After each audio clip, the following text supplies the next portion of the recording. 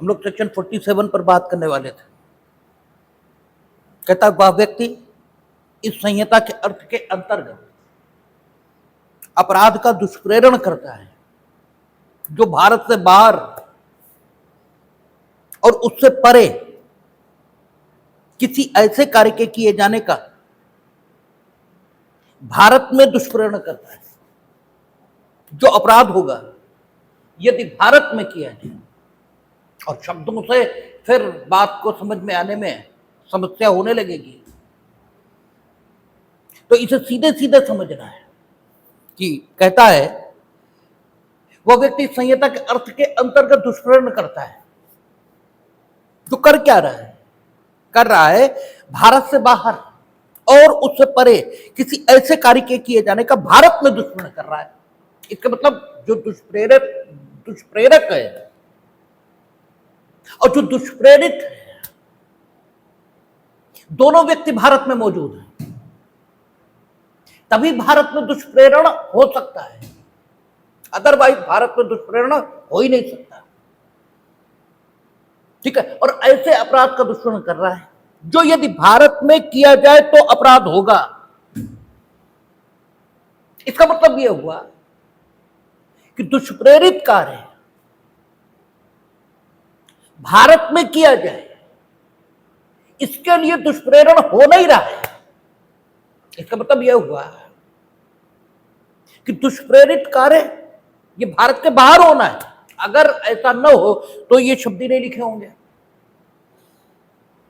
कि यदि वह भारत में वह कार्य किया जाए तो वो अपराध होगा। तो इन शब्दों को लिखने की जरूरत क्या है? वो व्यक्ति इस संहिता के अर्थ के अंतर्गत दुष्प्रेरण करता है। ये तो शब्द जो हैं ये एक स्थिति को डिनोट कर रहे हैं। इन शब्दों में अपने में कुछ भी नहीं है। ये तो शब्द सिर्फ स्थिति और परिस्थिति की पहचान बता रहे हैं कि वो व्यक्ति इस संहिता के अर्थ के अंतर्गत दुष्प्रेरण ही कर रहा है जो आगे लिखा हुआ काम कर रहा है। और आगे लिखा हुआ काम क्या है कि वो व्यक्ति भारत में दुष्प्रेरण कर रहा है। और जो भारत में दुष्प्रेरण कर रहा है तो इसका मतलब ये हो गया कि दुष्प्रेरित व्यक्ति और दुष्प्रेरक दोनों भारत में, और इस संहिता के अर्थ के अंतर्गत वो दुष्प्रेरण कर रहा है। इसका मतलब ये हो गया कि वो अपराध का दुष्प्रेरण कर रहा है, क्योंकि इस संहिता के अर्थ के अंतर्गत दुष्प्रेरण हो ही नहीं सकता। अगर वो अपराध के अतिरिक्त अन्य किसी चीज का दुष्प्रेरण कर रहा है तो हो ही नहीं सकता, क्योंकि शुरुआत में ही कहा गया कि दुष्प्रेरण ये तो हर बुरे काम का किया जा सकता है, लेकिन इस संहिता के अर्थ के अंतर्गत दुष्प्रेरण सिर्फ अपराध का ही किया जाएगा। आपसे कई जब 107 को हमने डिफाइन किया तो लगातार बात हुई कि दुष्प्रेरण अर्थात किसी ऐसे कार्य को करने की प्रेरणा देना जो बुरा समझा जाता है। और बुरा ये कई प्रकार के काम समझे जाते हैं, उनमें से अपराध भी है जिसे बुरा माना जाता है। और इस संहिता के अर्थ के अंतर्गत दुष्प्रेरण का तात्पर्य अपराध का ही दुष्प्रेरण है। इसलिए जब इस डेफिनेशन को पढ़ेंगे जो सेक्शन 47 कह रही है कि वह व्यक्ति इस संहिता के अर्थ के अंतर्गत दुष्प्रेरण करता है, तो इस संहिता के अर्थ के अंतर्गत तो अपराध का ही दुष्प्रेरण होगा। कब करता है? जो भारत से बाहर और उससे परे किसी ऐसे कार्य के किए जाने का भारत में दुष्प्रेरण करता है। इसका मतलब जो काम होना है वो तो भारत से परे और भारत के बाहर होना है, लेकिन उस काम के किए जाने का दुष्प्रेरण ये भारत में हो रहा है। और जब उसके काम के किए जाने का दुष्प्रेरण भारत में हो रहा है, इसका मतलब यह हुआ कि दुष्प्रेरक और दुष्प्रेरित दोनों भारत में हैं। लेकिन दुष्प्रेरक दुष्प्रेरित को ऐसे काम के दुष्प्रेरण का, ठीक है, दुष्प्रेरण कर रहा है, जो काम भारत से बाहर और भारत के परे किया जाना है। और उस काम की विशेषता क्या है कि वो यदि भारत में किया जाए तो अपराध होगा, ठीक है। और ये शब्द लिखने अनावश्यक है, क्योंकि पहले ही लिख के आ गए कि वो व्यक्ति इस संहिता के अर्थ के अंतर्गत दुष्प्रेरण करता है। तो इस संहिता के अर्थ के अंतर्गत तो अपराध का ही दुष्प्रेरण हो सकता है। इसका मतलब ही ये हो गया कि संहिता सिर्फ इतना कह रही है, ये संहिता नहीं, ये सेक्शन सिर्फ इतना कह रहा है कि दुष्प्रेरक और दुष्प्रेरित दोनों भारत में है। लेकिन दुष्प्रेरित को ऐसे कार्य को करने का दुष्प्रेरण कर रहा है जो कार्य यद्यपि भारत के बाहर और भारत से परे किया जाना है, लेकिन वो काम जिस स्थान पर किया जाना है, यानी भारत से बाहर और भारत के परे जिस स्थान पर होना है, उस स्थान की विधि उस काम के बारे में कुछ भी कहती हो, यदि वो काम भारत में अपराध माना जाता है तो ये व्यक्ति जिसने भारत में दुष्प्रेरण के तौर तरीके अपनाकर किसी को दुष्प्रेरित किया, ऐसे काम के लिए जो भारत के बाहर और भारत के परे किया जाना था, तो भारत के बाहर और भारत के परे जिस स्थान पर किया जाना था उस स्थान की विधि कुछ भी कहती हो, यह व्यक्ति दुष्प्रेरक के नाते भारत में दंडनीय है और यह दुष्प्रेरक माना जाएगा और उस रूप में दंडनीय होगा। दुष्प्रेरित उस काम को करेगा नहीं करेगा, उस स्थान पर उस कार्य के बारे में क्या माना जाएगा क्या नहीं माना जाएगा, इन सब बातों से इसके दायित्व पर कोई फर्क नहीं आता। यह व्यक्ति अपने में दुष्प्रेरक के नाते दंडनीय है और दुष्प्रेरक के नाते दायित्व के अधीन है, ठीक है। यही सेक्शन 47 कह रहा है, ठीक है। दृष्टांत देखें, कहता है का भारत में खाको, यानी का और खा दोनों भारत में, कहता का भारत में खाको, इसका मतलब ये हो गया है कि का भी भारत में है, खा भी भारत में है, ठीक है। खा की राष्ट्रीयता क्या है, का की राष्ट्रीयता क्या है, इससे मतलब नहीं है। का भारतीय है, खा विदेशी है, दोनों विदेशी हैं, दोनों देशी हैं, इससे कोई मतलब नहीं। क्योंकि बीएनएस के पॉइंट ऑफ व्यू से अगर कोई भी भारत की धरती पर मौजूद है तो उसके देशी या विदेशी होने से कोई अंतर पड़ता ही नहीं। इसलिए दृष्टांतों में का और खा की राष्ट्रीयता के विषय पर एक शब्द भी नहीं लिखा है। कहता का और का भारत में खा को, जो एक्स देश में विदेशी है, ठीक है। का भारत में खा को जो एक्स देश में विदेशी है, अब यह भी हो सकता है कि खा भारत में भी विदेशी है और एक्स देश में भी विदेशी है। वो यहां अमेरिका का नागरिक है और वहां भी वो अमेरिका का नागरिक है, लेकिन जो काम किया जाना वो रूस में किया जाना, तो वो एक्स स्थान पर भी विदेशी है और भारत में भी विदेशी है। इससे कोई मतलब नहीं, बस का और खा भारत में है और भारत में का दुष्प्रेरण कर रहा है खा को, उस काम को करने का कहां यक्ष स्थान में, और यक्ष स्थान में खा विदेशी है, ठीक है। उस देश में हत्या करने के लिए उकसाता है। का भारत में खा को यक्ष स्थान पर जहां खा विदेशी है उसे हत्या करने के लिए उकसाता है। का हत्या के दुष्प्रेरण का दोषी है। आप यह नहीं कह सकते कि हमने भारत में हत्या करने के लिए थोड़े उकसाया। आप ये नहीं कह पाएंगे, आपका ये तर्क नहीं चलेगा। ठीक है, खा को भारत में हत्या करने के लिए उकसा रहा है। कहां? यक्ष स्थान पर, और यक्ष स्थान भी भारत के परे है, भारत के बाहर है। और यक्ष स्थान में हत्या करने वाला भी विदेशी है, यानी धारा 4 का विस्तार भी वहां नहीं हो रहा। भारत का नागरिक हो, विदेश में कोई अपराध करे तो धारा 4 आईपीसी जो बदल चुकी है उसके मुताबिक दायित्व आ जाएगा। लेकिन यक्ष स्थान में विदेशी है, इसलिए पुरानी आईपीसी की धारा 4 वो भी प्रवर्तित नहीं होगी। लेकिन इसके बावजूद, ठीक है, का क्या होगा इससे मतलब नहीं। अगर भारतीय है भाई, और खा की राष्ट्रीयता के विषय तो कुछ कहा नहीं, दुष्प्रेरण करते समय। अब अगर विदेश भारतीय है तो एक स्थान में बोले विदेशी हो, हत्या का दुष्प्रेरण उसका किया गया है, अगर वो हत्या कर देगा तो भारत में हत्या के लिए भी दंड नहीं होगा।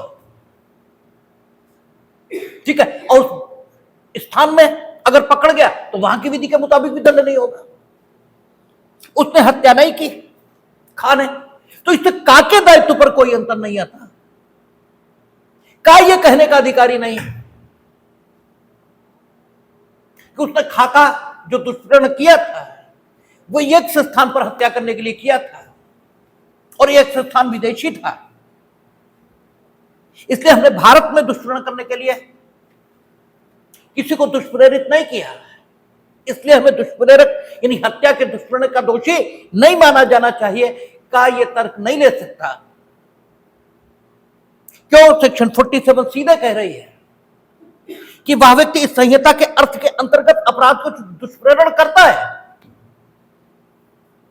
जो भारत से बाहर है और परे किसी ऐसे कार्य के किए जाने का भारत में दुष्प्रेरण करता है जो अपराध इस संहिता के मुताबिक होता है। आप भारत में तो दुष्प्रेरण कर ही रहे थे, और खा दोनों भारत में थे, इससे क्या फर्क पड़ता है कि आपने जो दुष्प्रेरण किया उसके मुताबिक काम यक्ष स्थान में किया जाना था, इससे लेने देना क्या है। आप भारत की धरती पर दुष्प्रेरण कर ही क्यों रहे? क्योंकि दुष्प्रेरण भारत की संहिता के मुताबिक एक डिस्टिंक्ट ऑफेंस है, और भारत की धरती पर अगर आप अपराध कर रहे हैं तो आपकी राष्ट्रीयता का सवाल ही नहीं है। भारत की धरती पर आप अपराध करेंगे तो आप देशी हो या विदेशी हो, आप इस संहिता के मुताबिक विचारण के पात्र होंगे। ठीक है, और चूंकि अबेटमेंट एक डिस्टिंक्ट ऑफेंस है, इसलिए ऐसा होगा कि आप भारत में हत्या के दुष्प्रेरण के दोषी माने जाएंगे। सेक्शन 48 है, ये बिल्कुल समझ में नहीं आता है, न 47 न 48, इसीलिए हमने दोहराया इसको और खूब ढंग से एक एक शब्द अलग अलग करके बताया है आप। ये भले ही समय लग जाए, ये समझ में आ रहा है? बिल्कुल नहीं आएगा। और अभी जब हम 115 और 116 की बात करेंगे, जो पूर्व में 115 और 116 थे, जो अब इस न्याय संहिता में अलग सेक्शंस में आ गए, उनकी जब बात करेंगे तो आप देखेंगे वो भी बिल्कुल नहीं समझ में आएंगे। और इसीलिए सारी चीजें अलग अलग रखी जाती हैं, और इसीलिए हम कहते हैं कि रोज उसी दिन, जिस दिन हमने लेक्चर लिया उसी दिन किताब से पढ़िए, अदरवाइज कुछ नहीं आने वाला है। ठीक है, उसी दिन बड़ी साफ बात इसमें लिखी है, इनको साफ बात दिखती नहीं है, सीधे सीधे कह रहा है। अगर पंक्चुएशन के नियमों के मुताबिक वेयर को पढ़ा जाए तो कोई दिक्कत ही नहीं है। पंक्चुएशन के नियम कहते हैं कि कॉमा जहां पर आ जाए वहां रुककर पढ़िए, विराम लीजिए, तो सीधा कहता है कि वह व्यक्ति इस संहिता के अर्थ के अंतर्गत दुष्प्रेरण करता है, जो भारत से बाहर और परे, ठीक है, किसी स्थान में कोई काम किए जाने का भारत में दुष्प्रेरण करता है। और वो काम की प्रकृति कैसी है कि वह काम भारत में इस संहिता के मुताबिक अपराध है। तो सेक्शन 47 के मुताबिक, सेक्शन 47 के पूर्वार्ध के मुताबिक, यानी पहले सेंटेंस के मुताबिक, वो व्यक्ति भारत में इस संहिता के अर्थ के अंतर्गत दुष्प्रेरण करता है। और दृष्टांत एकदम सीधी बात करना का, भारत में खा का दुष्प्रेरण करता है, ठीक है। और दुष्प्रेरण किस संबंध में, कि भारत से बाहर और परे एक से स्थान में जहां खा भी विदेशी है, जिसका दुष्प्रेरण किया गया वो हत्या कर दे। तो चूंकि हत्या इस संहिता के मुताबिक भारत में अपराध समझी जाती है, और इस हत्या का दुष्प्रेरण आपने भारत में किया, तो दुष्प्रेरित व्यक्ति का क्या दायित्व होगा, वो काम को करेगा नहीं करेगा, इससे आपके दायित्व पर कोई असर नहीं आता। Now you become the abettor of murder in the I of law, ठीक है। उसका क्या होगा वो उसके काम के मुताबिक डिसाइड होगा। आपको उसके फेट पर, उसके भविष्य पर सोचने की इस समस्या में बिल्कुल जरूरत नहीं है, क्योंकि इस समस्या में सिर्फ का जो दुष्प्रेरक है उसके दायित्व की चर्चा हो रही है, और वो दुष्प्रेरक है सेक्शन 47 के मुताबिक। और सेक्शन 48 इसका काउंटर पार्ट है, जो पहले आईपीसी में नहीं दिया गया था और होना चाहिए था, ठीक है। यही क्या कह रहा है कि वह व्यक्ति इस संहिता के अर्थ के अंतर्गत अपराध का दुष्प्रेरण करता है। यहां तक 47 और 48 में कोई फर्क नहीं है। जो भारत से बाहर और उससे परे किसी ऐसे कार्य किए जाने का भारत में दुष्प्रेरण करता है, जो अपराध होगा यदि भारत में किया जाए। इसका मतलब दुष्प्रेरण कहां हो रहा है, भारत के बाहर, ठीक है। दुष्प्रेरक और दुष्प्रेरित कहां है, भारत के बाहर, ठीक है। पन्नू कनाडा में बैठकर भारत में अपराध किए जाने का दुष्प्रेरण कर रहे हैं, ठीक है। जकीउर रहमान लखवी पाकिस्तान में बैठकर भारत में अपराध करने का दुष्प्रेरण कर रहे हैं। दुष्प्रेरण और दुष्प्रेरित, दुष्प्रेरक और दुष्प्रेरण सब भारत के बाहर हो रहा है, लेकिन ऐसे कार्यों को किए जाने का दुष्प्रेरण किया जा रहा है जो अगर भारत में हो जाएंगे तो अपराध माने जाएंगे। और हम लोग कॉन्स्टिट्यूशन पढ़कर आए हैं, उसमें संसद को अनुच्छेद 245 में राज्य क्षेत्रातीत अधिकारिता प्राप्त है। हमारी संसद ऐसे कानून बना सकती है जिनका प्रवर्तन भारत के बाहर हो।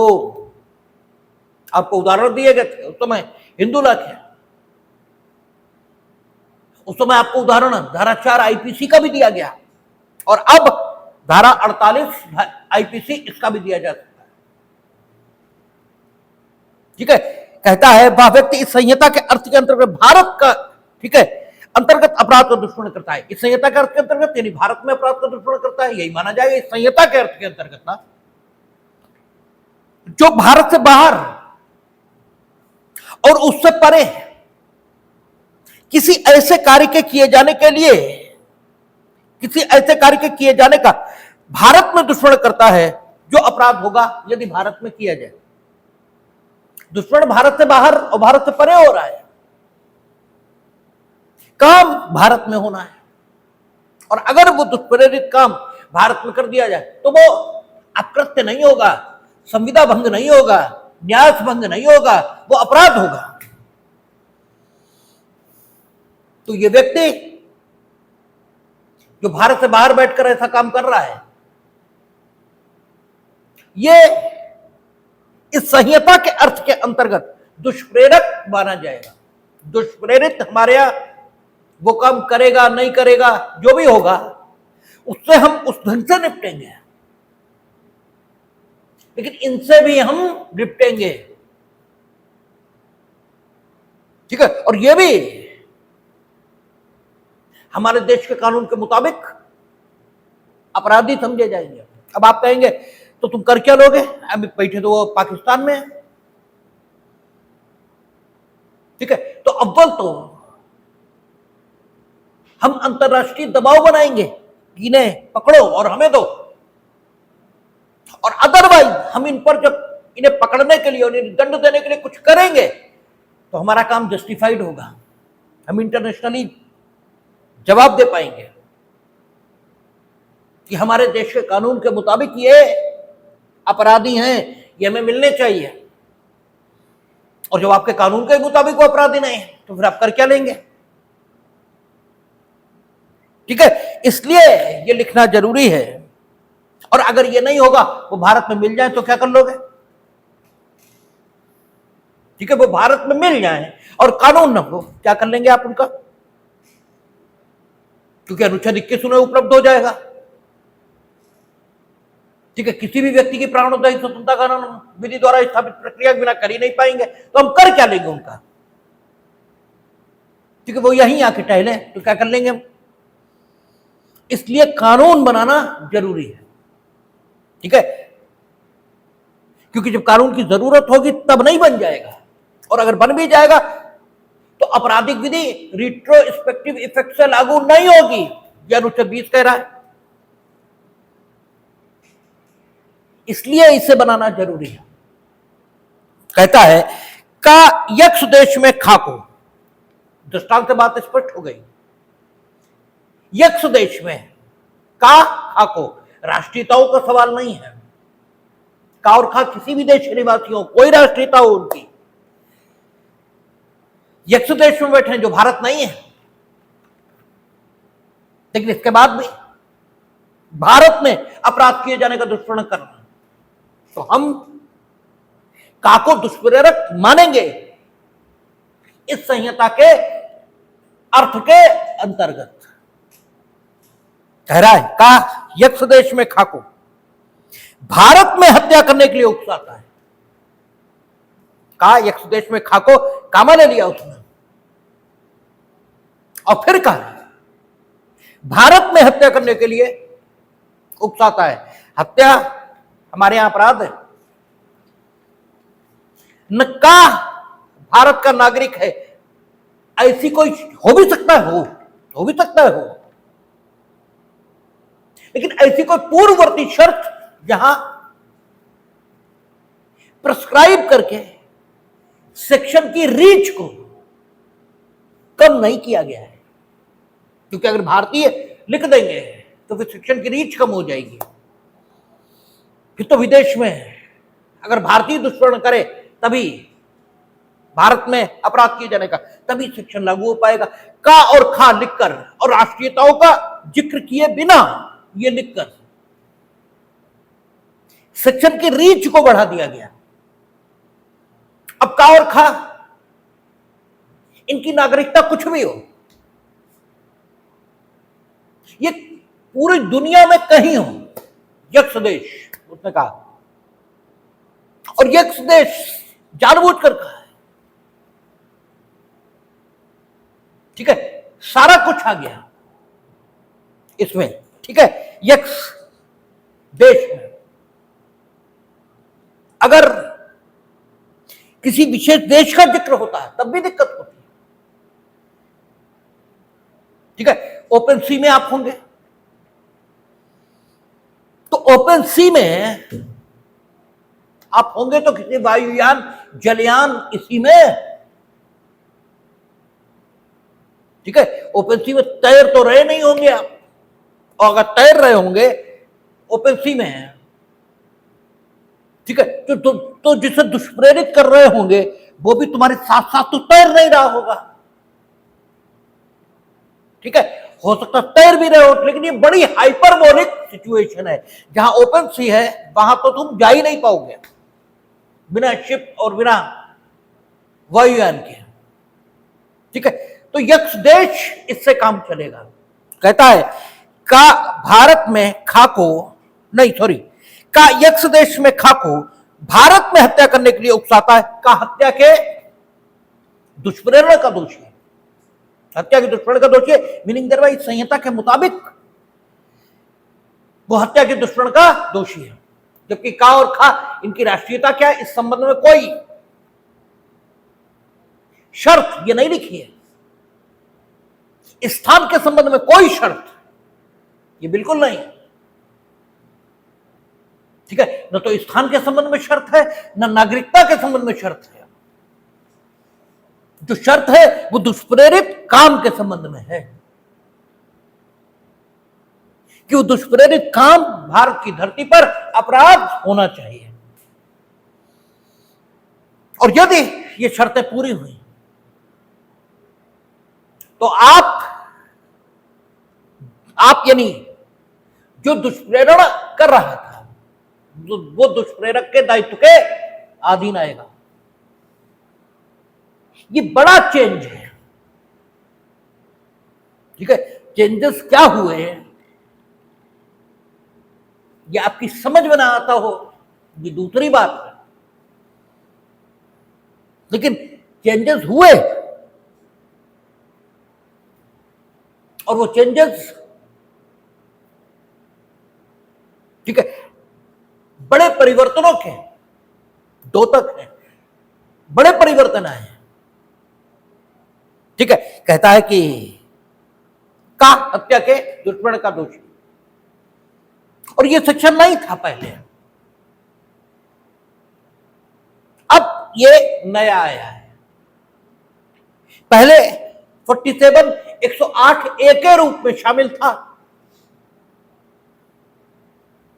लेकिन 48 इस रूप में कोई सेक्शन था ही नहीं। और ये वर्तमान में जो घटनाएं हुई हैं उनके कारण से, ठीक है, आईपीसी या न्याय संहिता इसमें जोड़ा गया है। आगे कहता है, ठीक है, सेक्शन 49 कहता दुष्प्रेरण का दंड। अब दंड के बारे में बात करना शुरू कर दी। अब देखिए, दंड के बारे में बात करने से पहले कुछ चीजें समझ लेनी चाहिए। एक तो ये कि दुष्प्रेरण का दंड, दुष्प्रेरण एक डिस्टिंक्ट ऑफेंस है।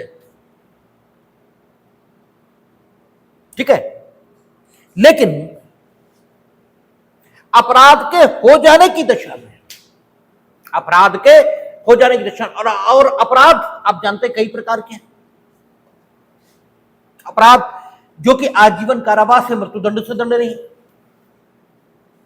अपराध जो कि कारावास से दंड नहीं, क्योंकि आजीवन कारावास और कारावास तो अलग अलग दंड हैं। जो हम लोग दंडों का सेक्शन पढ़कर आए थे उसमें 6 दंड पहले थे और अब कितने हुए, 7, जिनमें आजीवन कारावास अलग है, मृत्युदंड अलग है, कारावास अलग है, जुर्माना अलग है, संपत्ति का समर्पण अलग है, और सामुदायिक सेवा ये अलग है। ये सारे दंडों के प्रकार हैं। बड़ी हास्यास्पद स्थिति पैदा हुआ करती है कचहरी में। नीचे सजा हुई, आप अपील में गए, न्यायालय ने बेल दे दी, अब आप पूछने आते हैं और उन्होंने जुर्माने के बारे में कुछ नहीं कहा। अब आप पूछने आते हैं कि क्या जुर्माना जमा करना पड़ेगा। दूसरी स्थिति, आप कन्विक्शन हो गए, ठीक है, आपका कन्विक्शन हो गया, लेकिन सजा आपको 3 साल तक मिली, आपको स्वयं कोर्ट से बेल मिल गई, मिल जाएगी अपील में।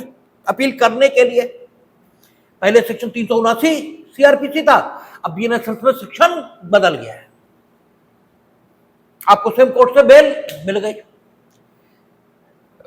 अब आप पूछने आते हैं कि अगर कोर्ट ने जुर्माना लगाया है कि जुर्माना न जमा करें तो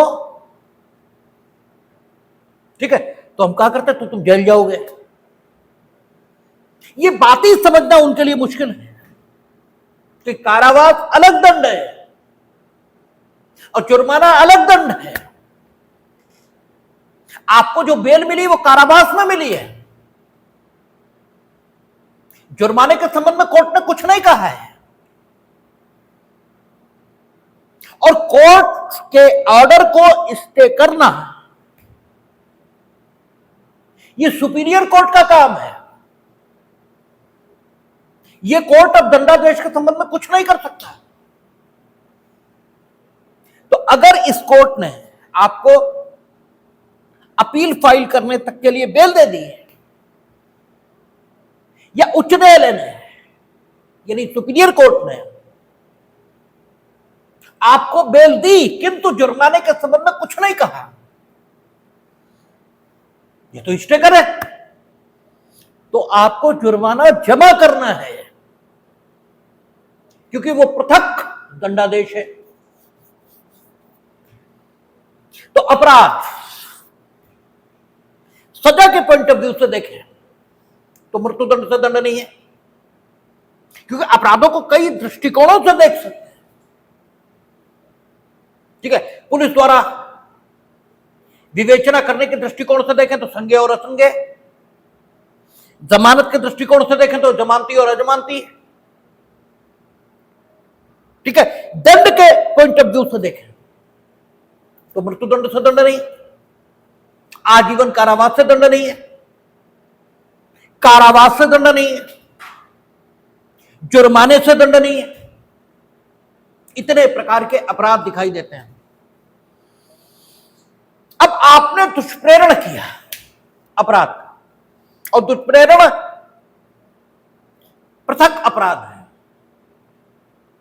ठीक है, दुष्प्रेरण करने वाला व्यक्ति अपराध में शामिल हो सकता है और नहीं भी हो सकता है।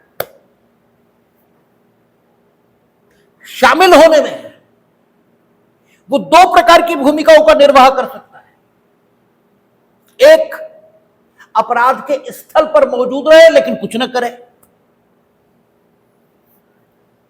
दुष्प्रेरणा के अलावा दूसरा, अपराध के स्थल पर मौजूद रहे और कुछ करे भी। अगर उसने कुछ कर दिया तो वो दुष्प्रेरक भी हो गया और सेक्शन 34 इससे भी गवर्न होने लगा। ठीक है, एक ही व्यक्ति का एक काम विधि की दो धाराओं को आकर्षित कर सकता है। लेकिन बहुत विस्तार में न जाएं तो भी ठीक है, दंड के पॉइंट ऑफ व्यू से अगर हम देखें तो दुष्प्रेरक भिन्न अपराध करने का दोषी है और उसी प्रकार दंडित होगा। ठीक है, उसका मुख्य अपराधकर्ता से कोई लेना देना उन दशाओं में नहीं है जब वो सिर्फ दुष्प्रेरक ही बना रहता है और अपराध के करने में किसी प्रकार से कोई भाग लेता ही नहीं, तब वो सिर्फ दुष्प्रेरक रहता है। लेकिन दुष्प्रेरक होने के नाते वो मुख्य अपराधकर्ता से भिन्न रहकर अपने द्वारा किए गए दुष्प्रेरण के कार्य के दायित्व के अधीन होता है। तो चूंकि अपराध के पॉइंट ऑफ व्यू से अपराध कई प्रकार के हैं, तो विभाजन में तो आगे हम जाएंगे। पहली बात यह है कि जब आपने दुष्प्रेरण किया तो दो काम हो सकते हैं, या तो अपराध किया जाएगा या अपराध नहीं किया जाएगा। भाई आपने दुष्प्रेरण किया, दुष्प्रेरित जरूरी तो नहीं है कि कर ही देगा, नहीं किया उतना और कर दिया, ये हो सकता है। कर दिया तो भी आपके दायित्व पर प्रभाव नहीं है और नहीं किया तो भी दो दशाओं में आपके दायित्व पर प्रभाव नहीं है। यदि आपने शासित सहायता द्वारा दुष्प्रेरण करने का आरोप है तो आपके दायित्व पर प्रभाव है, लेकिन दो दशाओं में तो नहीं है। तो अगर मोटे मोटे में हम ये कहें, मोटे मोटे में, हालांकि शासित सहायता द्वारा दुष्प्रेरण काम का किया जाना जरूरी हो जाएगा, लेकिन अगर मोटे मोटे में हम बोले तो मोटे मोटे में ये कहा जा सकता है कि अगर अपराध नहीं भी किया गया है तो भी दुष्प्रेरक अपने कार्य के मुताबिक दायित्व के अधीन होगा। मोटे मोटे में ऐसा कहा जा सकता है। और अपराध कर दिया गया तब तो फिर है ही है, फिर तो एक जो मामला छूट रहा था वो भी नहीं छूटेगा, फिर तो काम हो गया ना। फिर तो शासित सहायता द्वारा दुष्प्रेरण का अगर मामला है तो भी आप दुष्प्रेरक,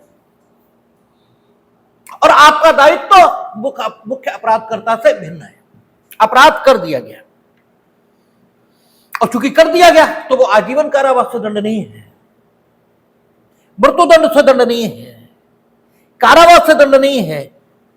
इस सब पे कोई अंतर पड़ता ही नहीं, काम कर दिया गया, ठीक है, यानी अपराध हो गया। और जब हुआ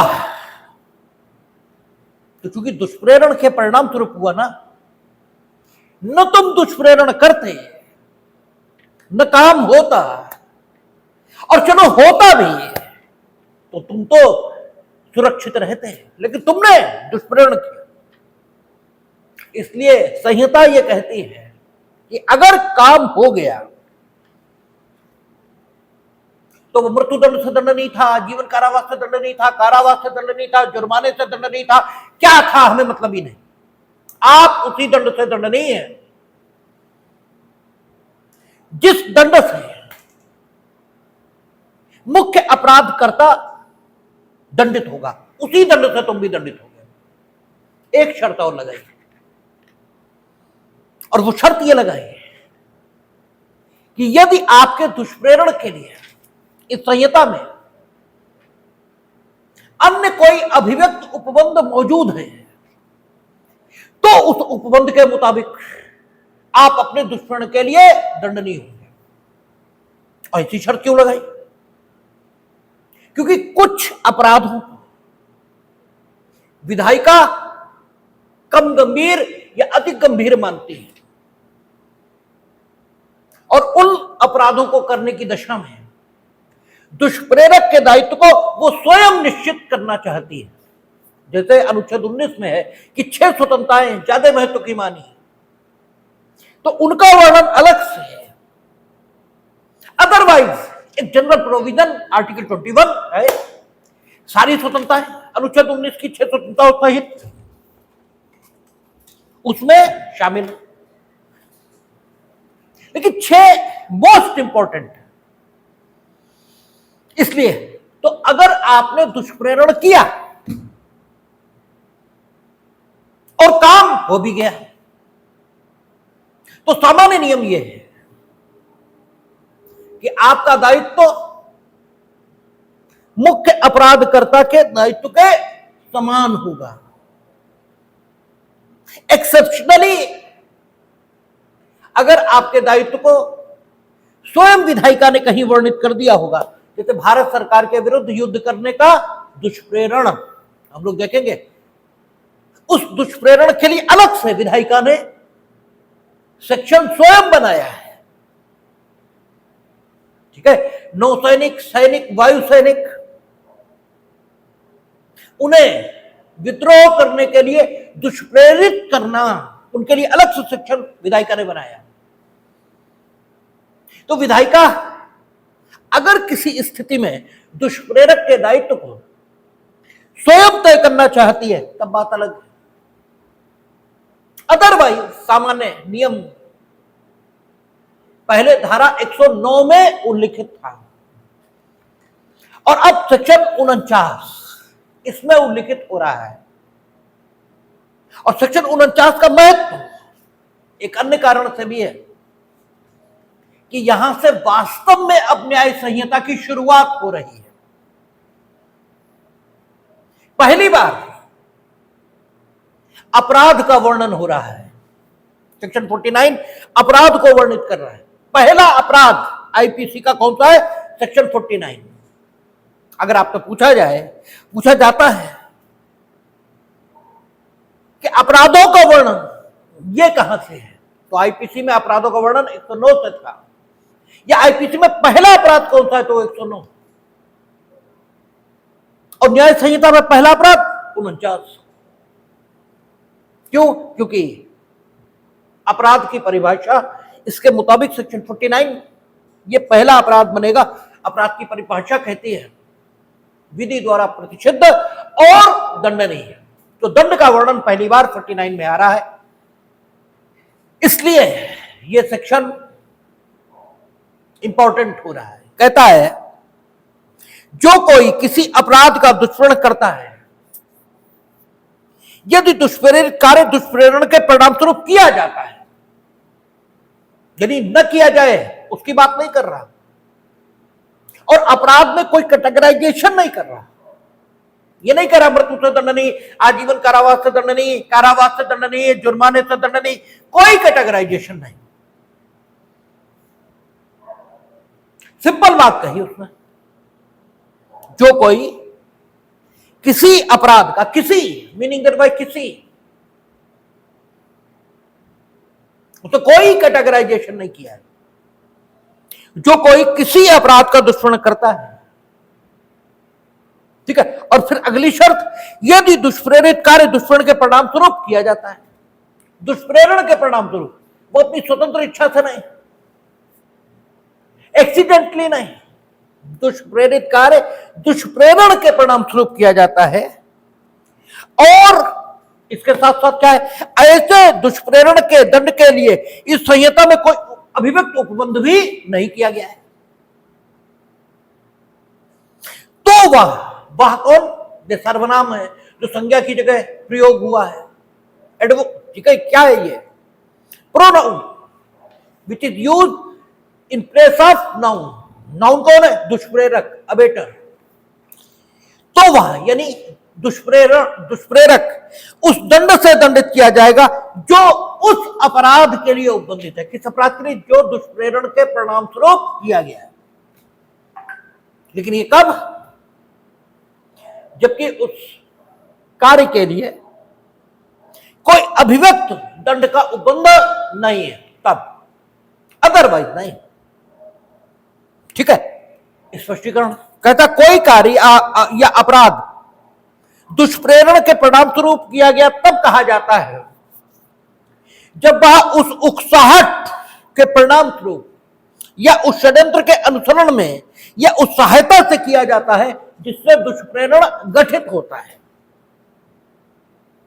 अगर उस उकसाहट के परिणाम स्वरूप नहीं किया गया, यह तथ्य का प्रश्न है कि उस उकसाहट के परिणाम स्वरूप किया गया था नहीं, हमने आप तुम्हें उकसाया, तुम घर चले गए अपने, सोए खूब आराम से, सुबह उठे, कुछ नहीं किया। तुम इस बीच वो व्यक्ति जिसकी हत्या के लिए हम तुम्हें उकसाया था 20 बार निकला तुम्हारे सामने, तुमने कुछ नहीं किया। अगले दिन उसने तुम्हें गाली दी, तुमने उसे बांट डाला। तो हम मेरे उकसाहट के परिणाम स्वरूप आपने वो काम नहीं किया है, आपने स्वतंत्र किया है। हम दुष्प्रेरक के नाते दंडनीय नहीं है, किया है, हमने किया है।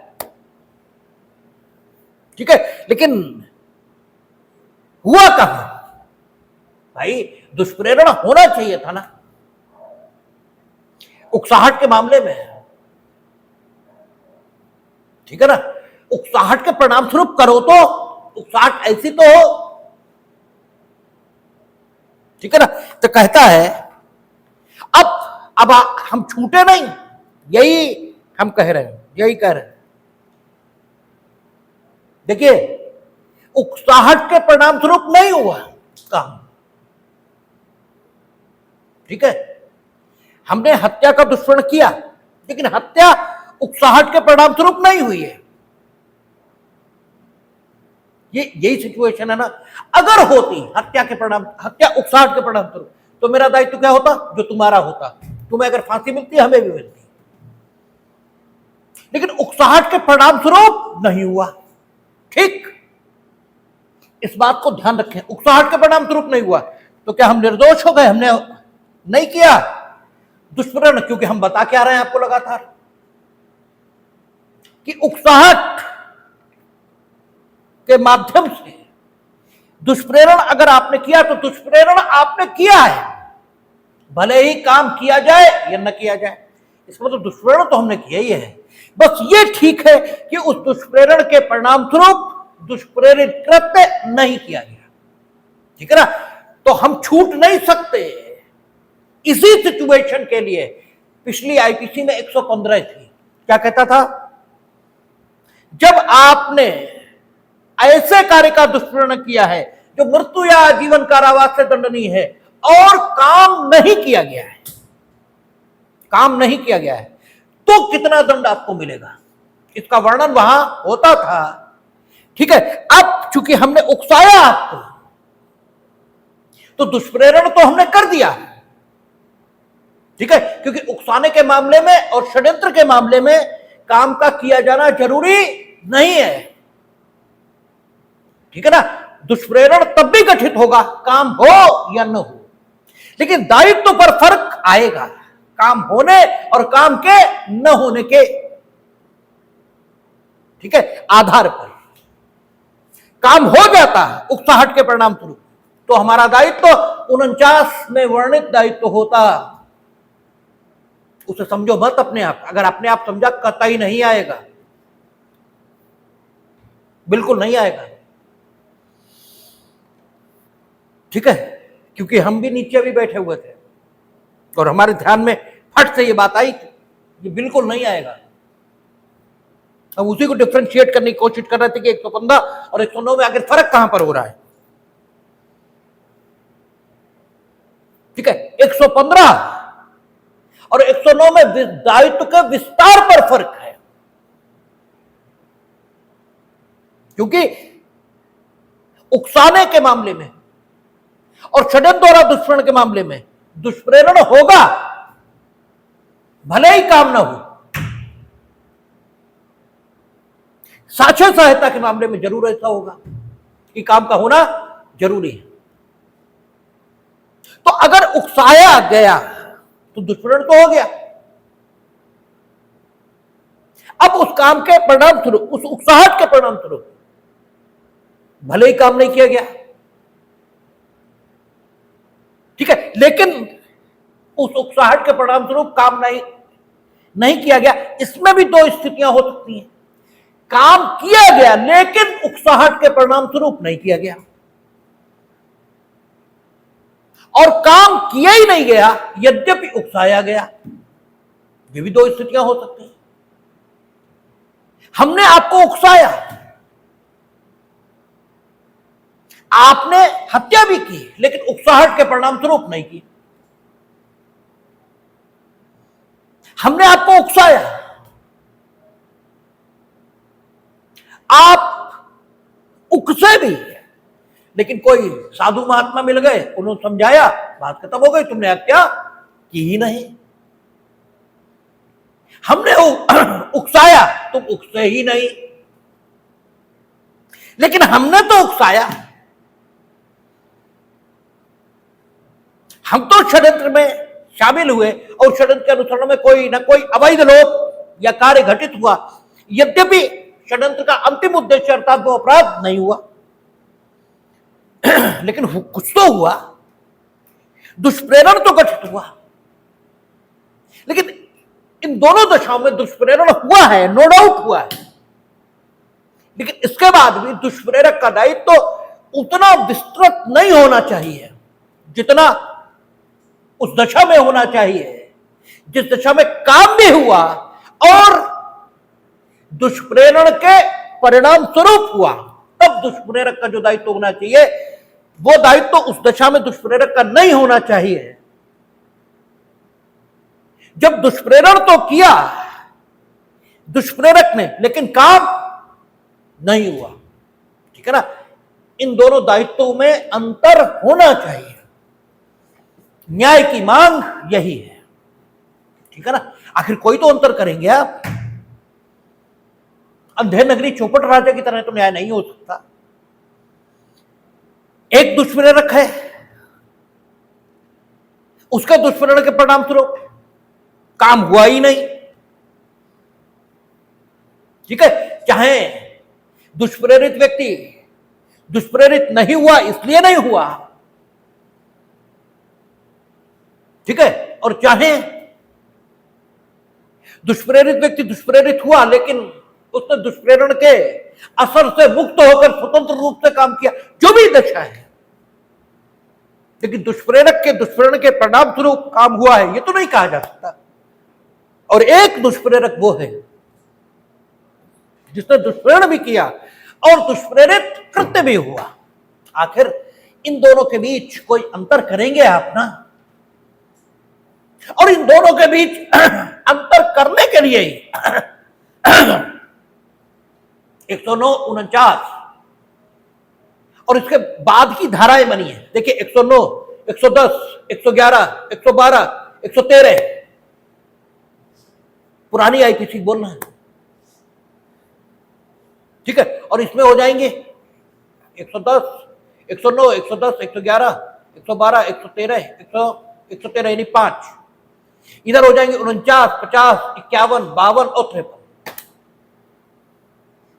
ये सेक्शन उन दशाओं की बात करेंगे जब दुष्प्रेरण किया गया और दुष्प्रेरण के परिणाम स्वरूप काम भी हुआ, ठीक है ना। और इसके बाद की जो धाराएं हैं 54 से लेकर के, ठीक है, आगे की, वो उस दशा की बात करेंगी जब दुष्प्रेरण किया गया किंतु काम नहीं हुआ, ठीक है, काम नहीं हुआ, वो उस दशा की बात करेंगे। पहले 115, 116, 117 ये उस दशा की बात करते थे, ठीक है, आईपीसी में जब दुष्प्रेरण किया गया किंतु काम नहीं हुआ। और पुरानी आईपीसी में 118, 119 और 120 थी, उनमें चूंकि परिकल्पना को छुपाने की बात थी, अभी आएगा, वो भी आएगा, तो परिकल्पना को छुपाया आपने जरूर, लेकिन काम हो भी सकता है और नहीं भी हो सकता है, वहां दोनों संभावनाएं बनी हुई, इसलिए दोनों संभावनाओं के लिए दंड का वर्णन 118, 119 और 120 में किया गया था। वही सिचुएशन यहां है, और जब आप इस ढंग से देखेंगे तो बड़ा आसान हो जाता है बेयर को याद करना, कोई दिक्कत नहीं बचती। 49 कहता है कि अगर काम हो गया तो फिर आपका दायित्व तो वही है जो किसका है, मुख्य अपराधकर्ता का। और काम के होने की बात इसमें भी आएगी, 50 में भी आएगी, 51 में भी आएगी, 52 में भी आएगी, 53 में भी आएगी, और उसके बाद काम न होने की बात शुरू हो जाएगी। दुष्प्रेरण होगा, काम नहीं होगा, इसलिए दुष्प्रेरक उसका दायित्व का विस्तार कम होता जाएगा, और यहां दायित्व का विस्तार मुख्य अपराधकर्ता की तरह रहेगा, ठीक है। ये फर्क दिखेगा आपको। कहता है, दृष्टांत देखें, कहता है खा को मिथ्या साक्ष्य देने के लिए का उकसाता है। खा उस उकसाहट के परिणाम स्वरूप, ऐसा नहीं है कि स्वतंत्र रूप से कर रहा हूं, कहता है खा उस उकसाहट के परिणाम स्वरूप वह अपराध करता है, का उस अपराध के दुष्प्रेरण का दोषी है, और उसी दंड से दंडनीय है जिसके लिए खा है, क्योंकि काम हो गया ना, और काम हुआ ही नहीं बल्कि उसी उकसाहट के परिणाम स्वरूप हुआ जो उकसाहट उसे दुष्प्रेरक ने दी थी, इसलिए उसी दंड से दंडनीय। आगे देखें, कहता है या को विष देने का षड्यंत्र का और खा करते हैं। अब देखिए, षड्यंत्र के माध्यम से दुष्प्रेरणा ये हो रहा है, और इसमें भले ही षड्यंत्र का अंतिम उद्देश्य क्या है, विष उसे दिया जाए और वो मर जाए। अब अगर मर जाएगा, ठीक है, तब तो सबका दायित्व बराबर, जितने षड्यंत्रकारी थे, किसी ने कोई विष लाया होगा, किसी ने रखा होगा, किसी ने कुछ किया होगा, किसी ने कुछ किया होगा, किसी ने दिया होगा, कुछ नहीं, सबका दायित्व बराबर, क्योंकि काम हो गया। न हो, ठीक है, विष आपने दिया, हमने खाया ही नहीं, उसमें ऊपर छिपकली गिर गई, फिर कुत्ता आया फैला गया, नहीं खाया, तो फिर आपने मृत्यु या आजीवन कारावास से दंडनीय अपराध करने का दुष्कर्म किया है। ठीक है, हमने खा लिया, एक निवाला लिया और हमें बड़ा कड़वा लगा, या अंदर से उल्टी आ गई, हम तुरंत अस्पताल में भर्ती हो गए, तो क्या हुआ? अंतिम उद्देश्य तो प्राप्त नहीं हुआ, लेकिन उपाधि हो गई, सिंपल हर्ट हुई है। क्योंकि उपाधि क्या कहती? शारीरिक पीड़ा, रोग, अंग शिथिल, वो तो हो गई, सिंपल हर्ट हो गई है। अब सिंपल हर्ट हो गई, लेकिन काम नहीं हुआ है। इस दशा के लिए भी पहले 115 में वो बंद मिलता था, इस दशा के लिए भी। इस दशा के लिए अब कहां मिलेगा? 54 में। जबकि क्या अभी क्यों देख रहे हैं? क्या हम 54 पहुंचेंगे? नहीं। अब क्या हुआ है? मृत्यु या आजीवन कारावास से दंडनीय अपराध करने का दुष्कर्म किया गया, किंतु मृत्यु या आजीवन कारावास से दंडनीय अपराध नहीं हुआ है, लेकिन काम की दिशा में कुछ जिसे उपाधि कहा जा सकता है वो हुआ है, तो आपका दायित्व तो अब बढ़ेगा।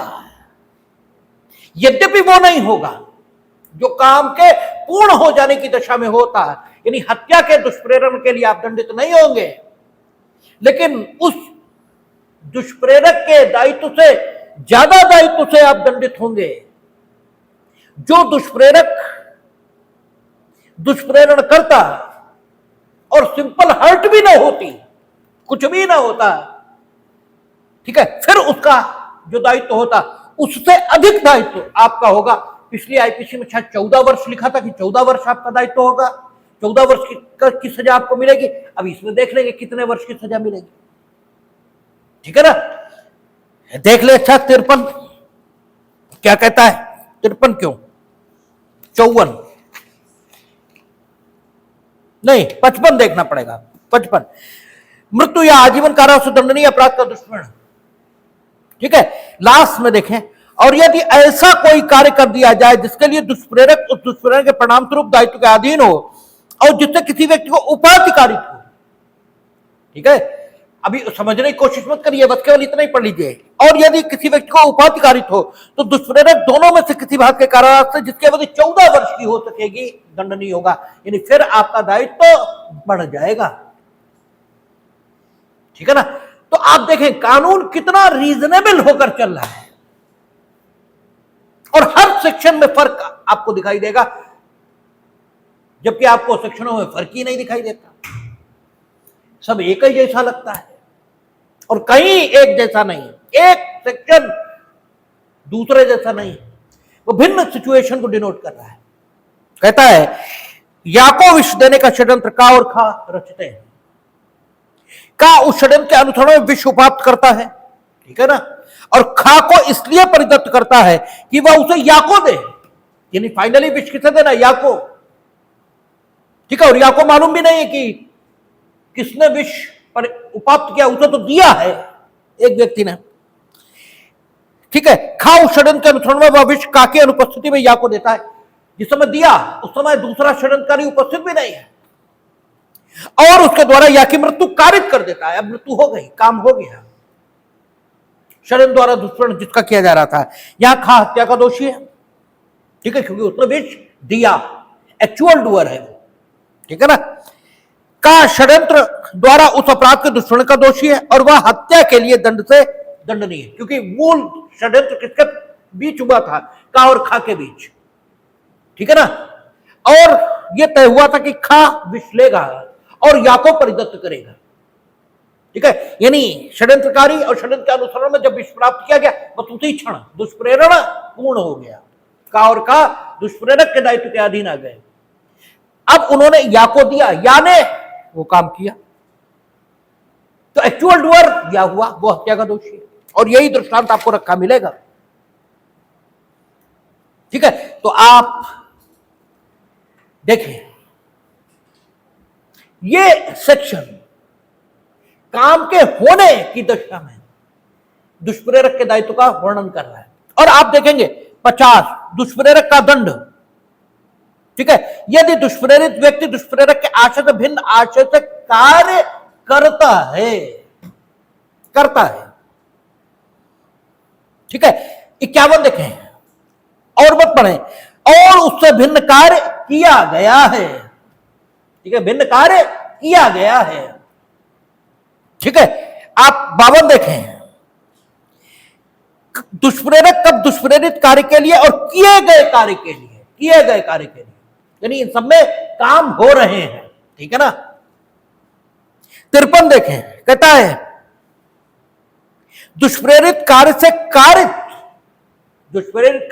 कारित उस प्रभाव के लिए दुष्प्रेरक का दायित्व जो दुष्प्रेरक द्वारा आशय से भिन्न हो। इसका मतलब क्या हुआ, कार्य किया गया है। यानी 49, 50, 51, 52, 53 इनमें काम किए गए। और 54 पिछला जो 114 है उसकी बात कर रहा है। ये एक भिन्न दशा का वर्णन करेगा, उस पर भी बात करेंगे। और बाकी सब में, ठीक है, केवल कहता है दंडनीय अपराध का दुष्प्रेरण, यानी काम किया नहीं गया है, केवल दुष्प्रेरण किया गया है। बाकी सेक्शंस में आप देखें तो कहता है दुष्प्रेरण, यानी वहां काम हुआ नहीं है, केवल दुष्प्रेरण हुआ है। इसलिए यहां दंड कम हो जाएगा और वहां दंड बढ़ा हुआ रहेगा। ये फर्क है दोनों चीजों के, इसे आप अनुभव करेंगे। शेष बात कल कर लेंगे, देखेंगे।